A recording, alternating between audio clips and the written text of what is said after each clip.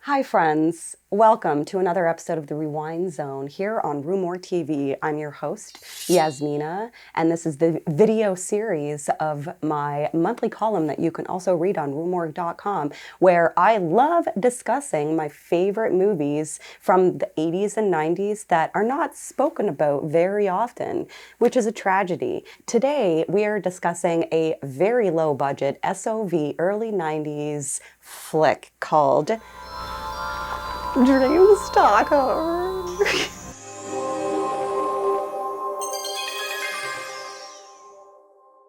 Dreamstalker is an SOV movie from 1991 directed by Christopher Mills, and it's about Ricky Fries, who is a motocross man competing in this sport. I don't know anything about motocross. They ride their dirt bikes in circles.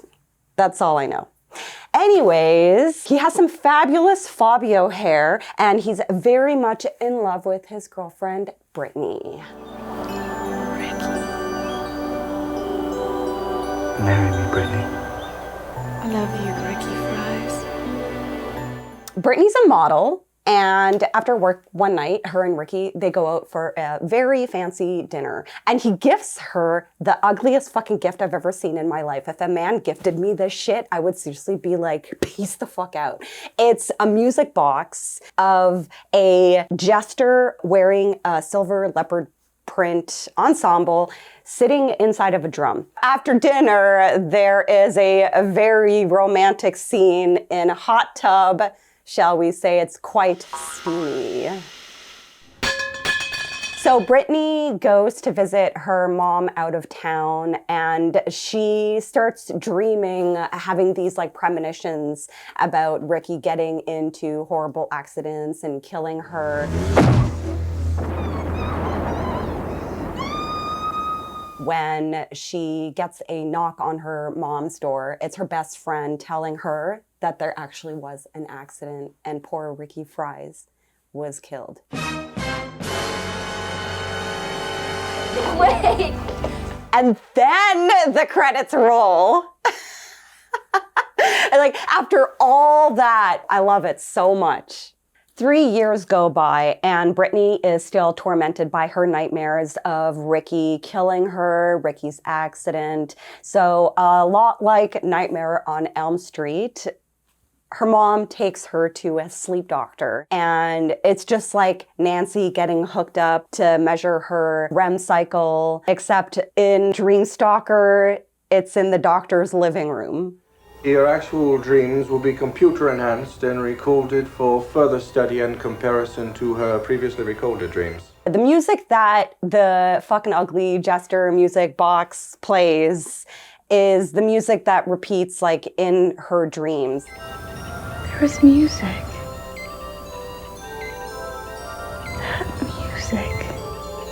Now the dream stalking begins. The first dream is one of the most ridiculous scenes I've ever seen in a film. Ricky comes back from the dead and half of his face is like mutilated, and then he starts like fondling her tit and they start getting it on. He like unwraps a condom and then like they start fucking, but then the condom breaks and he's like, it broke.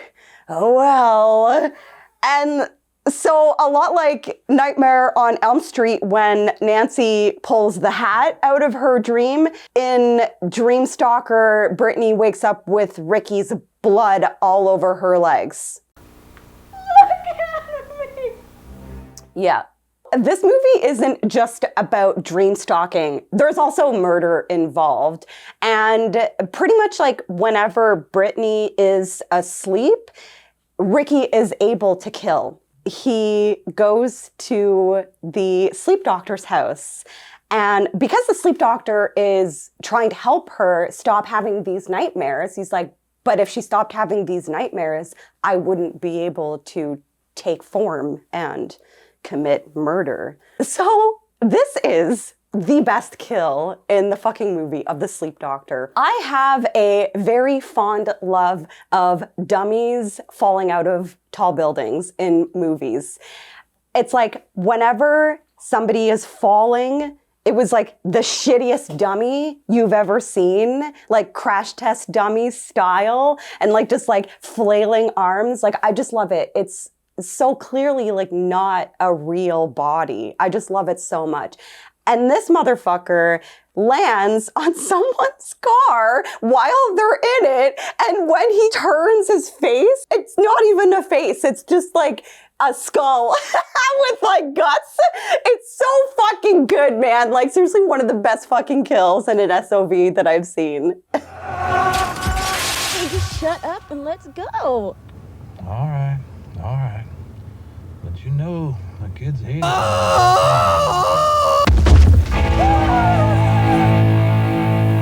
And then there's a hip hop dance party in the woods.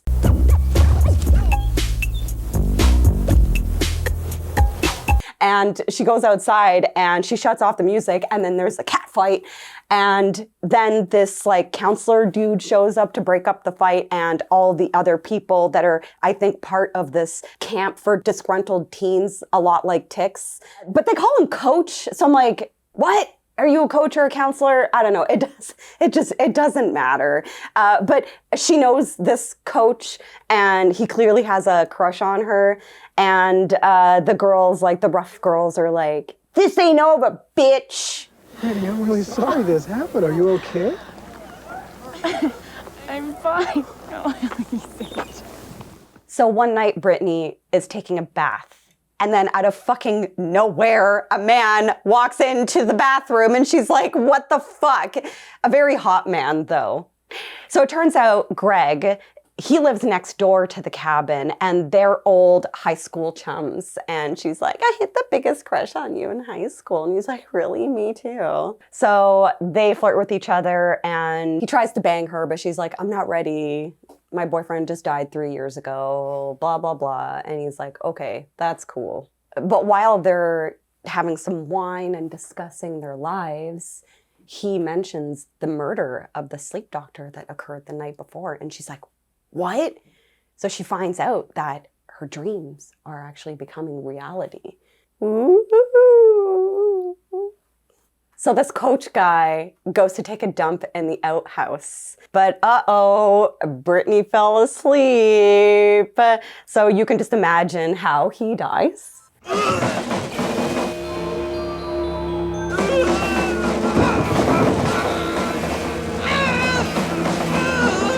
Greg shows up with his wang, and saxophone music makes her feel all better again. So at this point, Brittany thinks that she's actually responsible for the kills. And the end of the movie has some very spectacular SOV kills. Like, I just love low budget special effects. They were made with love. Pretty much the music box is playing, and now the music can bring Ricky Fries back. And he shows up because the bullies that she got in a fight with earlier show up to her house to fuck her up, but then Ricky's like, don't mess with my girlfriend.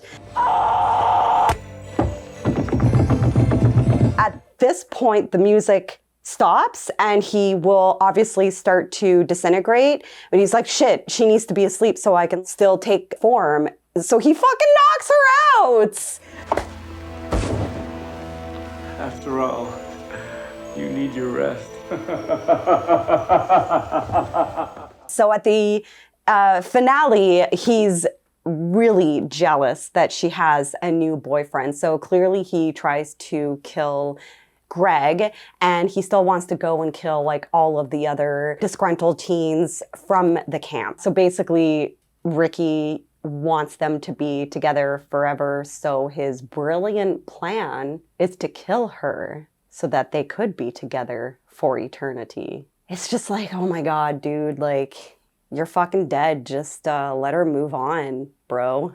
Why? Why couldn't you wait for me? You know how I can tell that I am in for a great fucking movie? When I look up on IMDb and the profile pics are nothing. That's my gauge. The makeup and the kills are fucking sweet in this movie. I highly recommend watching it if you're in the mood for an SOV from the 90s. However, the tape is extremely rare, but you can get the DVD from Severin, so definitely buy it. Please enjoy it.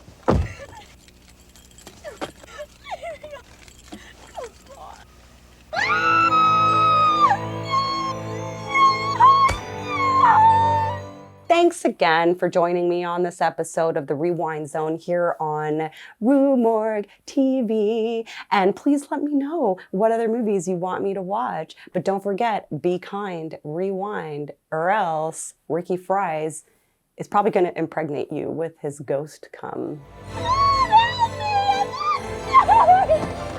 Bye.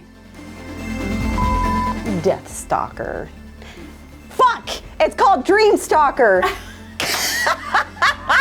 Sorry. Stalker is an amazing name, though. That's a movie as well. And that was a really good flow. All right.